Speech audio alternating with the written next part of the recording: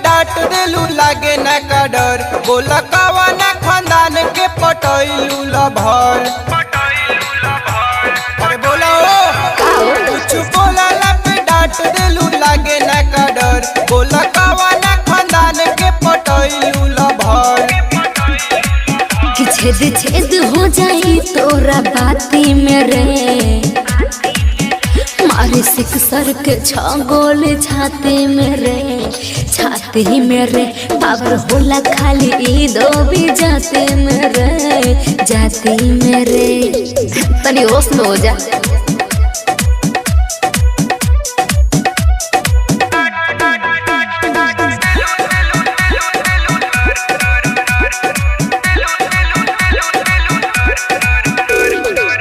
जहने कौना रंगदार पर बाटे घमंड तोरा यार पर तोरा जैसा गुंडा के बना के लवंडा इहे नचाई दुआर पर तनी संभाल कर। जहने कौना रंगदार पर बाटे घमंड तोरा यार पर अरे तोरा जैसा गुंडा के बना के लवंडा इहे नचाई दुआर पर हीरो के शेर के ना दम होला हाथी में रे मारी सिक सर के गोले छाती में रे छाती में रे पावर होला खाली ई दो भी जाती में रे जाती में रे।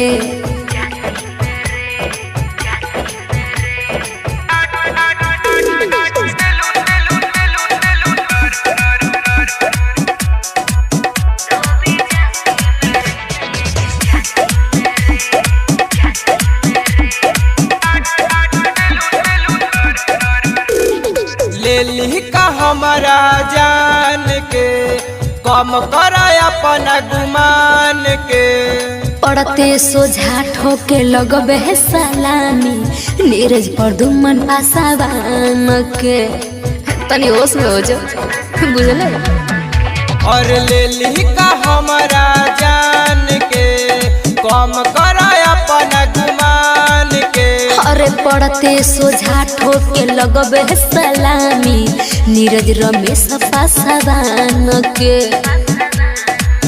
हर गोलू मिला दी है माटी में रे मारे सिक सर के गोली छाती में रे छाती में रे पावर होला खाली ई दो भी जाती में रे जाती में रे। अरे इतना हल्का में ना लो कोनो जो दबंग। हाँ तो आई जाए।